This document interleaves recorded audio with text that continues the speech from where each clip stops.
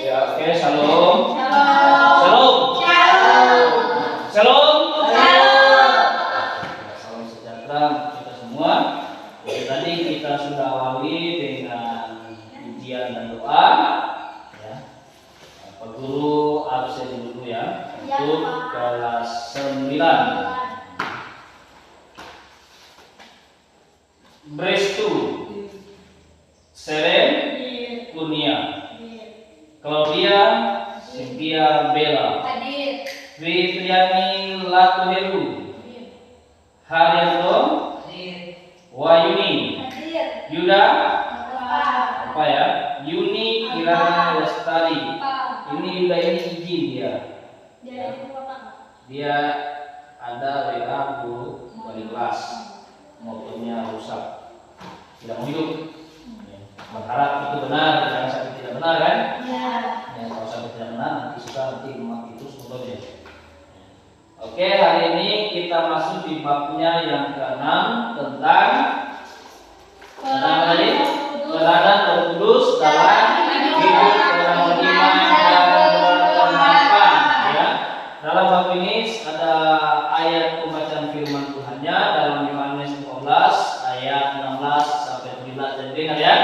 Karena setelah itu Pak Guru akan tanya tentang Roh Kudus.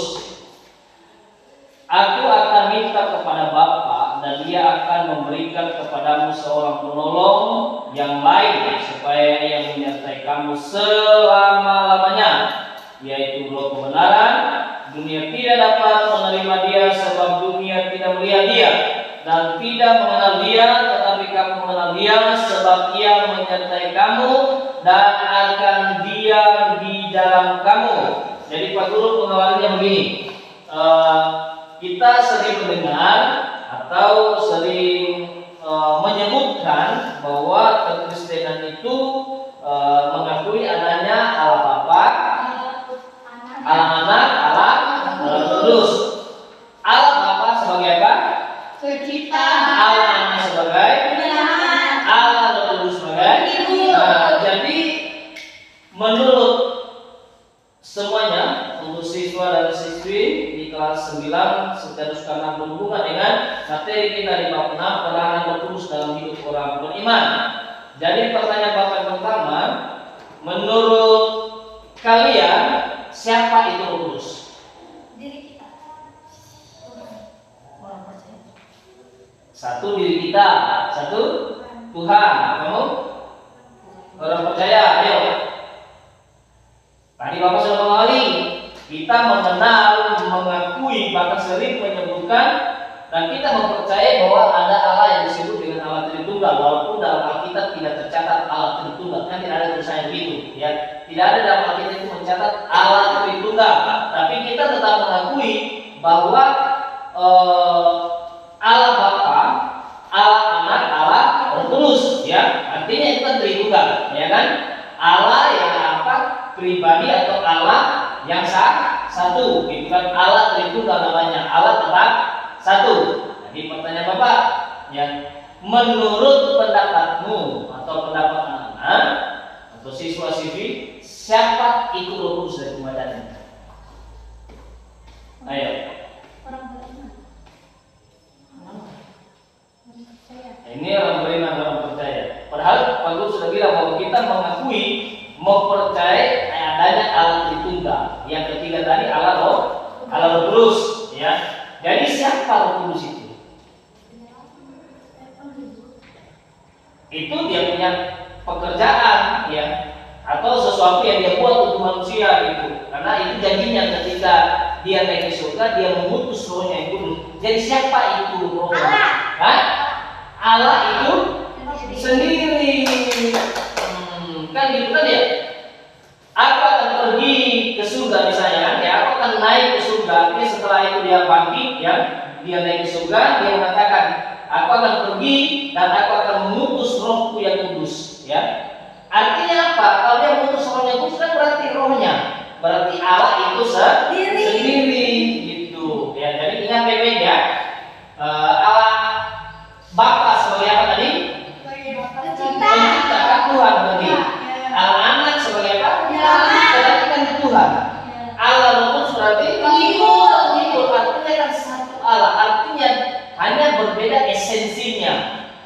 tetap satu pribadi yang sama, hanya esensinya itu, hanya pekerjaannya, tanggung jawabnya itu berbeda. Karena dia pertama kan sebagai Allah Bapa, habis itu Allah Anak. Allah Anak itu kenapa dia harus datang ke dunia menyebut dirinya sebagai Allah Anak? Tapi yang perbedaannya, kenapa dia disebut Allah dan anak-anak? Ya karena kenapa?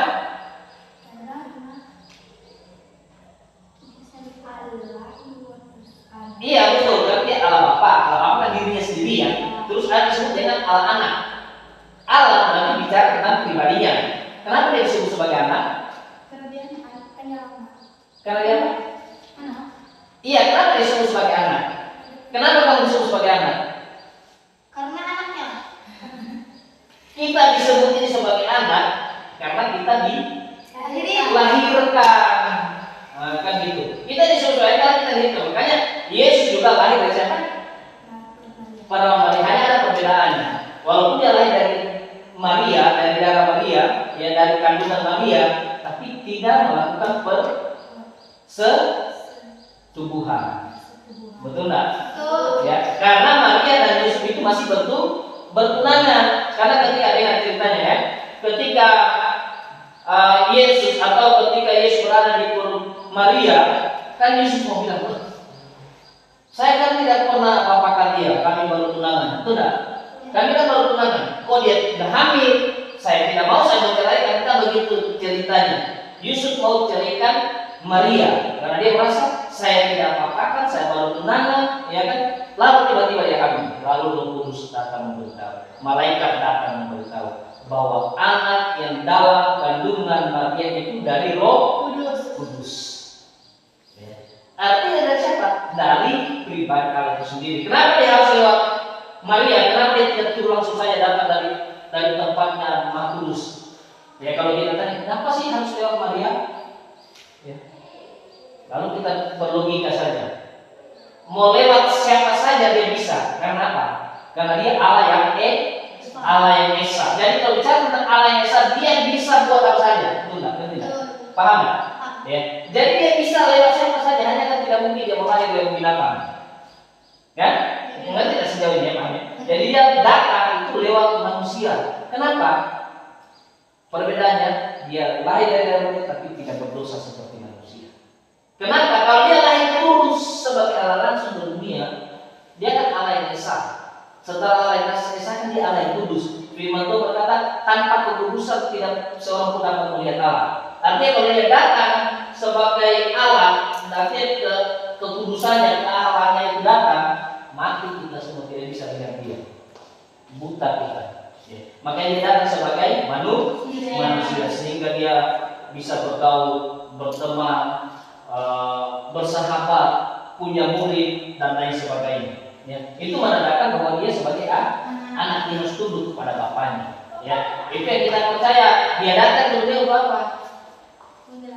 Untuk menyelamatkan, mengampuni kita dari dosa. Karena kita memang dari Adam Hawa sudah diusir dari taman itu. Setelah itu cerita selanjutnya, ya dia melakukan tugasnya, dia mau mengampuni dosa, dia mau menyelamatkan manusia, dia mau buat hubungan kita dengan Allah itu lebih baik. Lalu sampai di mana kita nanti? Bukti penebusannya sampai di mana? Nah, itu dia bukti penebusan itu sampai di atas kayu salib. Membuktikan bahwa dia benar-benar menebus dosa manusia supaya dia bayangkan saja. Siapa yang berdosa? Manusia ya. Siapa yang melakukan kesalahan? Manusia. Itu ya. Yang Bapak. Siapa yang dihina? Siapa yang dipukul? Siapa yang dipaku? Siapa yang dimartabatkan? Siapa yang diberi anggur asam? Siapa yang dikhianati murid-muridnya? Siapa yang dijual murid-muridnya? Siapa yang mentombak dia? Bukan. Siapa yang ditombak? Siapa yang ditusuk? Siapa yang tidak diakui? Siapa yang disalib? Lalu pertanyaan Bapak, siapa yang berdosa? Yang disalib siapa?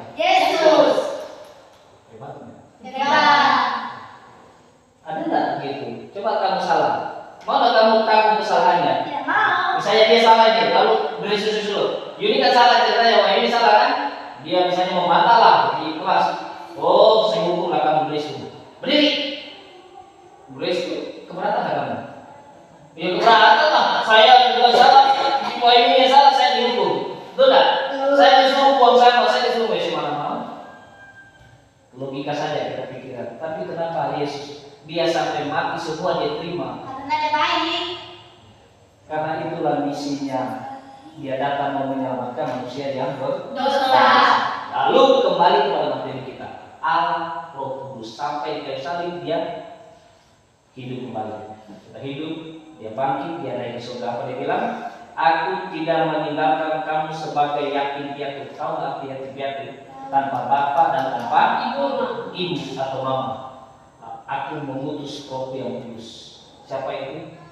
Dia sendiri, hanya lewat Roh Kudus. Ya. Tidak lagi berjumpa secara langsung seperti murid-murid, makan bersama, pelayanan bersama, melakukan mujizat bersama, berdoa bersama.